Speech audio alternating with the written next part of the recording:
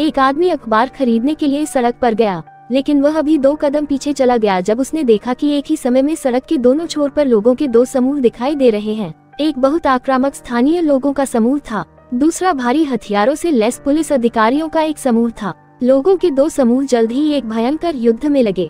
Jack बहुत घबराया हुआ और डरा हुआ था, जल्दी से बचने के लिए अपने समूहों में और बाहर बुनाई कर रहा था। सिर्फ 17 घंटे पहले दक्षिण पूर्व एशियाई शहर में उसका अधिकार था, लेकिन उसने कभी नहीं सोचा था कि वह एक दंगे में भाग जाएगा। जैक संयुक्त राज्य अमेरिका से एक जल अभियंता है। उन्हें उनकी कंपनी में काम करने के लिए बाहर भेजा गया है, इसलिए वह अपनी पत्नी और बेटी को यहाँ बेस के लिए ला रहा है और विमान के उतरने के बाद परियोजना के विकास में शामिल हो गया है और परिवार जल्द ही विदेशी मेहमानों के लिए एक फैंसी होटल में चेक इन करने के लिए आया है। लेकिन जैसे ही वे होटल के कमरे में दाखिल हुए, जैक दंग रह गया। उसने टीवी देखा लेकिन केवल बर्फ के टुकड़े देखे। फोन पर कोई संकेत नहीं था। उन्होंने अखबार पढ़ने के लिए फ्रंट डेस्क से समाचार पढ़ने के लिए कहने की कोशिश की, लेकिन उन्हें बताया गया कि कोई नहीं था। जैक के पास बाहर जाकर खुद अखबार खरीदने के अलावा कोई चारा नहीं था। सौभाग्य से वह खतरे का पता लगाने के लिए इस यात्रा को चलाने के लिए निकल गया। जैक ने तेजी से दौड़ते हुए भीड़ के पीछे देखा। उसने कुछ कोनों को बदल दिया और अंत में देखा कि होटल जैक मूल रूप से सामने के दरवाजे से प्रवेश करना चाहता था, लेकिन अमेरिकी में प्रवेश द्वार पर पहले से ही स्थानीय लोगों की भीड़ को सार्वजनिक रूप से गोली मार दी गई थी।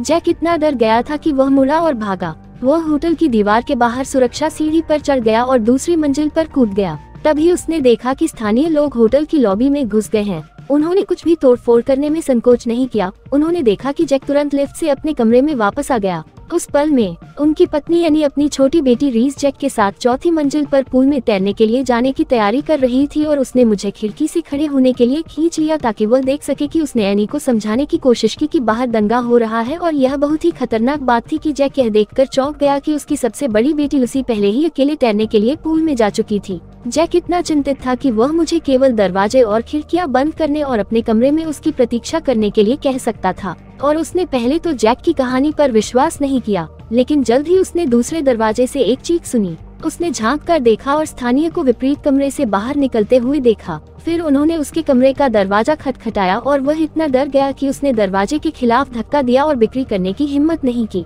फिर उसने बगल के कमरे से आने वाली चीखें सुनी और वह काम गया और सोफे को धक्का देकर दरवाजे के पीछे रख दिया। वह अपने पति के वापस आने का बेसब्री से इंतजार कर रही थी। दूसरी ओर स्थानीय कई बार चकमा देने के बाद जैक ने आखिरकार लूसी को पूल में पाया, लेकिन फिर रेस्तरां में स्थानीय लोगों ने यह भी पाया कि जैक तैरकर दरवाजे को पकड़ने के लिए इस्तेमाल करता था और अपनी बेटी को सीढ़ियों से ऊपर ले जाता था। स्थानीय लोग दरवाजे को धक्का नहीं दे सकते थे, इसलिए उन्होंने कांच तोड़ दिया और उनका पीछा करना जारी रखा जब जैक दुश्मन द्वारा हमला किया जाने वाला था। हामान अचानक प्रकट हुआ कि वह और जैक का परिवार हवाई अड्डे पर मिले क्योंकि वे उसी होटल में ठहरे थे और अपने दोस्त से कहा कि वह उन्हें अपने साथ होटल ले जाए और स्थानीय लोगों से लड़ रहा था और जैक को हेमंड्स के साथ छत पर शरण लेने के लिए कहा जैक की मदद करे। अंत में आदमी मेरे साथ फिर से मिले। जैक ने मुझे छत पर उद्यम करने के लिए राजी किया। इस समय कई विदेशी शरणार्थी छत पर एकत्र हुए थे। उनमें से एक ने नीचे स्थानीय लोगों के नारे सुने। होटल के फ्रंट डेस्क ने भीड़ को समझाया कि स्थानीय लोग केवल इसलिए लिख रहे थे क्योंकि उन्होंने अपने जल संसाधनों के अमेरिकी अधिग्रहण को स्वीकार नहीं किया था।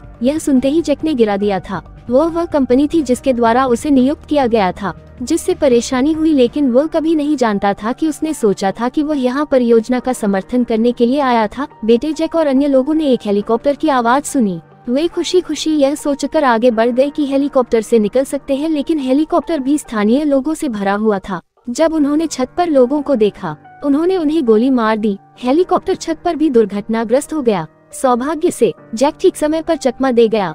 वह और उसकी पत्नी और बेटियां शूटिंग से बचने के लिए एक खंभे के पीछे छिप गए। जैक इमारत की तरफ भाग गया। उसने सड़क के उस पार एक इमारत देखी जहाँ से वे बाहर निकल सकते थे। उसे बस किसी को पहले कूदने के लिए प्रोत्साहित करने की आवश्यकता थी। फिर वह अपनी दोनों बेटियों को इमारत के ऊपर सड़क के उस पार फेंक देता है। इस तरह 4 लोगों के परिवार के पास 2 इमारतों के बीच की दूरी पर किसी भी नजर से बचने का मौका था और वह सहज रूप से डरा हुआ था कि उसे विपरीत दिशा में छलांग लगाने के लिए जैक द्वारा प्रोत्साहित किया गया था। अंत में सभी अपने घुटनों और कोहनी पर हाथ फेरने के बाद उतरे। फिर जैक ने अपनी दोनों बेटियों को फेंकना शुरू कर दिया, इससे पहले कि वह समझ पाती कि क्या हो रहा है। लूसी यह सब देखकर डर गई। जैसे ही वह जैक को छोड़ने वाली थी, उसने अपने पिता की बाहों को थाम लिया। पिता और बेटी इमारत के किनारे से लटके हुए थे। यह स्थिति क्रिटिकल थी। सौभाग्य से एक राहगीर उन्हें खींचने के लिए समय पर पहुंच गया। पिता और बेटी खतरे से सुरक्षित थे। जैक आगे की दुर्घटनाओं के बारे में चिंतित था। उसे लूसी की भुजाओं को सफलतापूर्वक ठीक करने के लिए घंटी का उपयोग करना पड़ा। उसी समय विपरीत इमारत की छत पर लूसी को सफलतापूर्वक पहुंचाया। स्थानीय लोगों को जैक जैक के नाम से भी जाना जाता है। प्रबंधन भी उनकी नजर में एक लक्ष्य है, लेकिन जैक ने अपनी बेटी को सुरक्षित उतरते देखा और तेजी से विपरीत दिशा में कूद गया।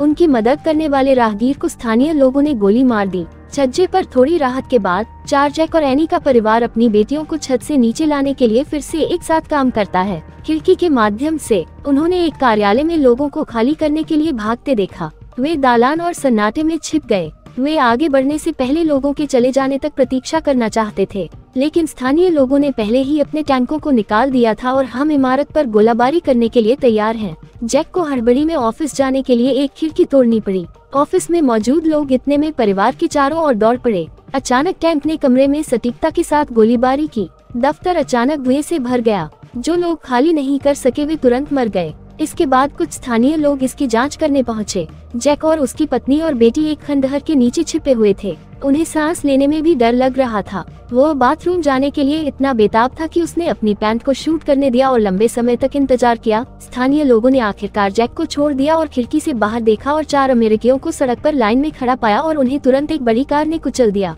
अधिक समय तक रहने की हिम्मत नहीं की और अपनी पत्नी और बेटी को उसी क्षण स्थानीय लोगों के कपड़े बदलने दिया। एक युवा स्थानीय ने जैक और अन्य लोगों को देखा जो चिल्लाए और अपने साथियों को बुलाने की कोशिश की। जैक ने उसे रोकने की कोशिश की। जैक ने उसके साथ संवाद करने की कोशिश की और आशा की कि वह उन्हें बच्चों की खातिर जाने देगा, लेकिन जैसे ही उसने जाने दिया, स्थानीय व्यक्ति तुरंत चिल्लाया कि जैक को हताशा में उसे गोली मारनी होगी।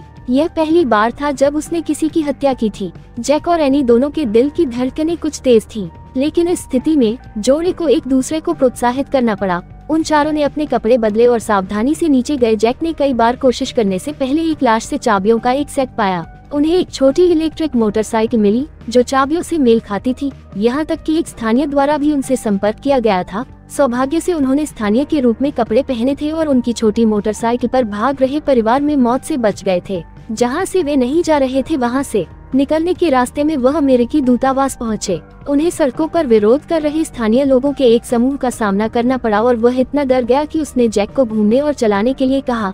जैक ने मोटरसाइकिल को धीमा कर दिया और फिर भीड़ के माध्यम से चला गया और उसे लगभग अन्य लोगों द्वारा एक विदेशी के रूप में पहचाना गया। सौभाग्य से वह शांति से स्थिति को संभालने में सफल रही और वे भागने में सफल रहे। कुछ देर बाद उनकी मोटरसाइकिल चालू हो जाती है। जैक और उसका परिवार आखिरकार दूतावास पहुंचे, लेकिन फिर स्थानीय लोगों ने दूतावास पर कब्जा कर लिया। स्थानीय लोगों के एक समूह ने दूतावास पर बमबारी के ठीक बाद जैक और उसके परिवार को पाया। वे उनके पीछे आए। जैक और एनी अपनी 2 बेटियों को सड़क पर ले गए और भाग गए। अंत में वे गलती से एक घर में घुस गए। बूढ़े व्यक्ति ने देखा कि जैक की 2 बेटियां अभी भी जवान थीं और उन्होंने उनकी मदद करने का फैसला किया। उसने जैक और अन्य लोगों को हरियाली के पीछे छिपने के लिए कहा। फिर वह खुद अन्य स्थानीय लोगों से निपटने गया। जैसे ही वह अंदर घुसा, स्थानीय लोगों के नेता ने बूढ़े आदमी को नीचे धकेल दिया और अन्य लोगों ने तेजी से क्षेत्र की तलाशी ली। जैक पकड़े जाने से चिंतित है और सड़क के उस पार चला जाता है। वो एक दुर्घटना के मामले में बंदूक हड़पने के लिए तैयार था, लेकिन जैक की हरकत ने स्थानीय लोगों का ध्यान आकर्षित किया। जैसे ही उनके छिपने की जगह का पता चलने वाला था और वह अचानक खड़ा हो गया और उसके आत्मसमर्पण का संकेत देने के लिए हाथ उठाया। जैक ने एक देखा, स्थानीय लोगों का एक समूह मुझे घेर रहा था। जैक अचानक नीचे कूद गया और स्थानीय लोगों में से एक को नीचे गिरा दिया। वो बंदूक पकड़ने में सफल रहा, लेकिन जैक को बंदूक मिलने के बाद उसने महसूस किया कि उसे इसका इस्तेमाल करना नहीं आता। उसने 2 बार विरोध नहीं किया और दूसरों द्वारा नियंत्रित किया गया। उसी स्थान पर फिर स्थानीय लोगों के नेता ने अपने कपड़े फाड़ दिए और जैक के सामने अपनी पत्नी को अपमानित करने की कोशिश की, जब दोनों खतरे में थे और खुद को बचा सकते थे। हेमंड अपने दोस्तों के साथ आता है। उसने शुरू में उन्हें शांत रहने के लिए मनाने की कोशिश की, लेकिन सफलता न मिलने पर उन्होंने फायरिंग शुरू कर दी। स्थानीय लोगों के नेता को छोड़कर जो 2 लोग सटीक शॉट थे, वे सभी एक बार फिर मारे गए। जैक खतरे से बच गया। फिर वे दिन भर भाग दौड़ के बाद छत पर उसके पीछे पीछे गए। उन चारों को आखिरकार कुछ आराम मिला।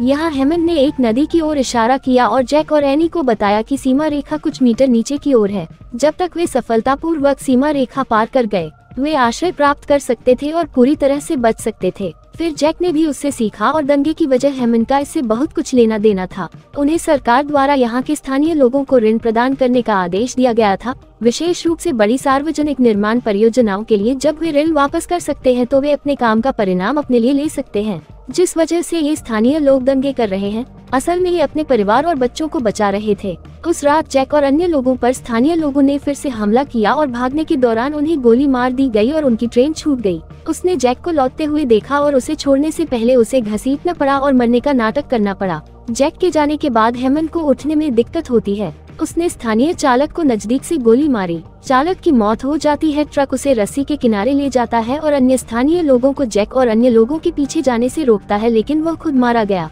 दूसरी ओर जैक के परिवार ने आखिरकार इसे किनारे पर बना दिया है, जिस रास्ते पर जैक ने अपनी पत्नी और बेटी को टक्कर मारी थी। पहले वह नाव की तलाश के लिए किनारे पर गया। बेटे जैक को किनारे पर एक छोटी नाव मिली। जैसे ही वह वापस मुड़ रहा था अपनी पत्नी और बेटी को नाव में लाने के लिए, एक मछुआरा अचानक उसके पास दौड़ा और जैक ने मछुआरे को एक कलाई घड़ी दी और संकेत किया कि वह नाव खरीदना चाहता है, लेकिन मछुआरे ने जैक के पैरों की ओर इशारा किया कि उसे केवल जैक के जूते चाहिए। जैक ने तुरंत अपने जूते उतार दिए और उन्हें बिना किसी हिचकिचाहट के उन्हें दे दिया, लेकिन उन्होंने बचने के लिए सबसे अच्छा समय दिया। इसके कारण स्थानीय लोग उनके पीछे फिर आ गए। मछुआरों ने एक नाव के नीचे जैक लगाया था, लेकिन वह अभी भी पाया गया था। इस बार जैक को स्थानीय लोगों द्वारा फिर से नियंत्रित किया गया था। जैक पर बंदूक, तब उसने लूसी के सिर पर बंदूक तान दी। उसका मतलब साफ था कि लूसी को अपने पिता को मारना चाहिए या वह हमें मार डालेगा। यह कहना है कि जैक लूसी की सुरक्षा को लेकर चिंतित था, इसलिए उसने लूसी से उसे गोली मारने का आग्रह किया, लेकिन लूसी अभी भी रो रही थी और अपना सिर हिला रही थी। जब दोनों पक्ष एक ठहराव पर थे और कोई भी कार्रवाई नहीं कर रहा था, अचानक स्थानीय नेता को उनके पीछे से फावड़े से मारा। जैक ने तुरंत उन पर छलांग लगा दी और नेताओं को पकड़ लिया। पिस्टल उसने अन्य दो स्थानीय लोगों को मार डाला जो उसे नीचे पकड़े हुए हैं। परिवार मौत से बचने के लिए जल्द ही फिर से नाव में सवार हो गया और सीमा रेखा की ओर चला गया। नाव की और कड़ी मेहनत की, लेकिन जल्द ही स्थानीय लोग उनका पीछा कर रहे हैं। अब के परिवार के पास कोई हथियार नहीं था और कहीं भी अपनी बेटियों की रक्षा के लिए कोई भीड़ नहीं थी। जैक ने अपने हाथ उठाए और आत्मसमर्पण कर दिया। इस समय तक उनकी नाव पड़ोसी देश में सीमा पार कर चुकी थी। इसके लिए पड़ोसी देशों के सैनिकों ने तुरंत अन्य स्थानीय लोगों पर बंदूकें तान दी। उनके देश में प्रवेश करने के बाद जैक के परिवार को शरण दी जानी थी। स्थानीय लोगों ने पगडंडी छोड़ दी और उनके परिवार में कई बंदूकों की नोक पर जैक बच गए। यदि आपके पास कोई विचार है तो आप सदस्यता ले सकते हैं और टिप्पणी छोड़ सकते हैं। देखने के लिए धन्यवाद। आपसे अगली बार मिलेंगे।